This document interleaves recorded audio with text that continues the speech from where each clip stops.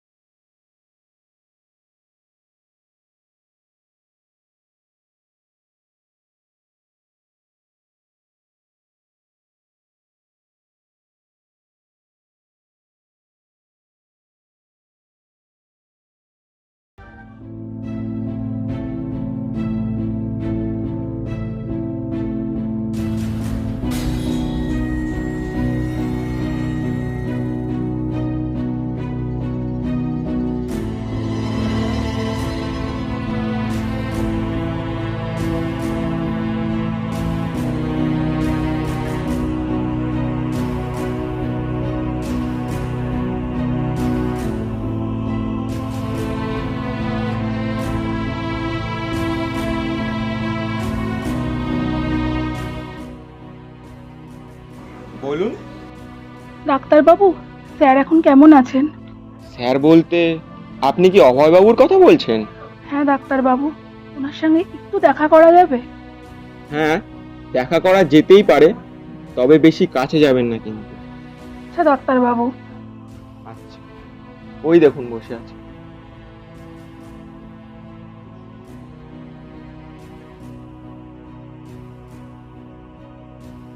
রীতা, রীতা, তুমি আমাকে এখান থেকে নিয়ে চলো রীতা। আমি আর এই ইলেকট্রিক শক সহ্য করতে পারছি না। ওরা ওরা প্রতিদিন আমাকে যন্ত্রণা দিচ্ছে। আমি আর এই কষ্ট সহ্য করতে পারছি না রীতা। তুমি এখান থেকে আমাকে নিয়ে চলো রীতা। শুনুন, আপনি এদিকে চলে আসুন। ডাক্তারবাবু, ওনাকে দেখে তো সুস্থই মনে হচ্ছে। উনি তো আমাকে চিনতেও পাচ্ছেন। ওনাকে কি মানসিক হাসপাতালে রাখাটা কি ঠিক হবে? ম্যাডাম, ওনার রোগটাই এটা। উনি মানুষকে চিনতেও পারেন, আবার স্বাভাবিকভাবে চলাফেরাও করতে পারেন, কিন্তু কখন যে মানুষ থেকে পশুতে পরিণত হয়ে যাবে আপনি ধরতেও পারবেন না। মানে ঠিক বুঝতে পারলাম না। তাহলে একটু শুরু থেকেই শুরু করা যাক। আপনার সাথে ডাক্তারবাবুর পরিচয়টা কিভাবে? পরিচয় বলতে, আমি ওনার চেম্বারে কাজ করতাম আর কাজও শিখতাম।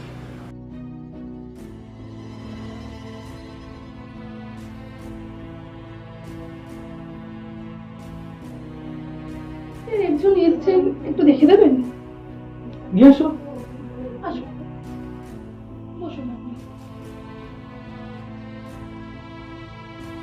হ্যাঁ বলো, কি হয়েছে? স্যার, কদিন ধরে হঠাৎ হঠাৎ জ্বর আসছে, তাই আপনার কাছে আসলাম। এই রীতা, তুমি দেখো তো চেম্বারে কোনো মেডিসিন ফেলে এসেছে কিনা। হ্যাঁ স্যার, দেখছি আমি।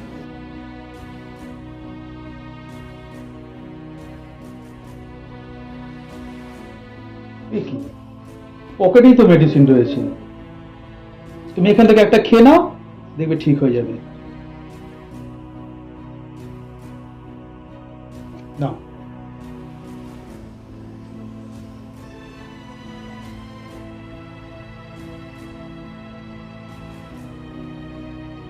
স্যার, মাথাটা খুব ঝিমঝিম করছে।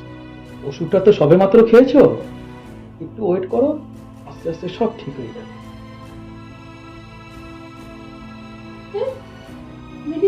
বলছিলাম তুমি কোথায়? আরে পকেটেই ছিল ওষুধটা আমার, খামাখা তোমাকে আমি পাঠালাম, ওকে আমি ওষুধ দিয়ে দিয়েছি। ঠিক আছে স্যার, তাহলে আমি এখন চলি। আসো।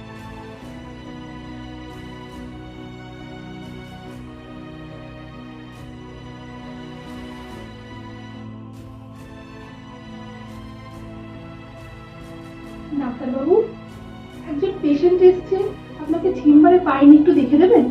ওকে আসতে বলো। আসো, এখানে বসো। কি হয়েছে আপনার? স্যার আমার সুগার ছিল, অনেক দিন চেক আপ করা হয়নি, তাই জন্য এখন মাঝে মাঝেই মাথাটা ঘুরে যাচ্ছে। তাহলে তো তোমার ব্লাড টেস্ট করতে হবে। এই রিতা, তুমি আমার চেম্বার থেকে সিরিজটা নিয়ে আসছো তো। ওকে স্যার, আমি এক্ষুনি নিয়ে আসছি।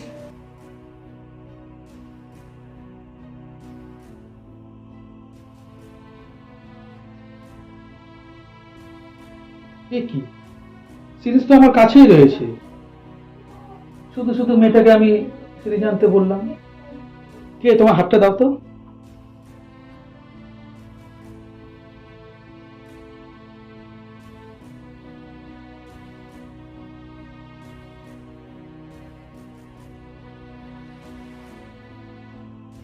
তোমার রক্ত আমি নিয়ে নিলাম, পরে এক সময় আমি তোমাকে সব জানিয়ে দেবো।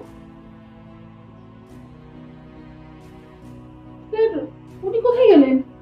ও সরি, খামাগা তোমাকে আমি বিরক্ত করলাম। তুমি চলে যাওয়ার পর দেখি আমার ডায়েরির মধ্যেই সিরিঞ্জ রয়েছে। ও আচ্ছা আচ্ছা, তাহলে আমি এখন চলে যাচ্ছি। ঠিক আছে, আসো। আচ্ছা, আপনার গল্পগুলো তো শুনলাম, কিন্তু এর মধ্যে কিছু কারেকশন আছে। ওনার ট্রিটমেন্ট করতে করতে আর পুলিশ ওনার উপর সার্ভে করে যা জানতে পেরেছে সেগুলো আপনাকে একটু জানাই। মানে কি কারেকশন আছে? আপনি তো জানেন আপনার ডাক্তারবাবুকে চেম্বার থেকে বহিষ্কার করা হয়েছিল। কি কারণে করা হয়েছিল আপনি কি তা জানেন? কারণটা সঠিক বলতে পারবো না। কারণটা আমি আপনাকে বলছি। আপনি কি জানেন চেম্বারে যখন কোনো পেশেন্ট আসতো আপনাকে কোনো না কোনো বাহানায় বাইরে ওষুধ আনতে না হয় সিরিজ আনতে পাঠানো হতো, কিন্তু আপনি কি এসে তাদেরকে কখনো দেখেছেন? দেখেননি। এই পেশেন্টদেরই মার্ডারের অভিযোগ রয়েছে আপনার ডাক্তারবাবুর ওপরে। কি যাতা বলছেন? আপনাদের কাছে কোনো প্রমাণ আছে? হ্যাঁ আছে। আপনার ডাক্তারবাবুর ট্রিটমেন্ট চলাকালীন বা ওনাকে শক দেওয়াকালীন উনি নিজেই আমাদের কাছে আত্মপ্রকাশ করেছেন। কি বলছেন আপনি?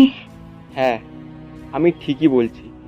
তবে পেশেন্টগুলোকে উনি কেন মারলো বা ওদের বডিগুলো কোথায় তার খোঁজ এখনো পাওয়া যায়নি। এটা কি করে সম্ভব? আমি একবার ডাক্তারবাবুর সাথে কথা বলতে চাই। ঠিক আছে, কিন্তু এমন কিছু করবেন না যাতে উনি উত্ত্যক্ত হয়ে যান। ঠিক আছে।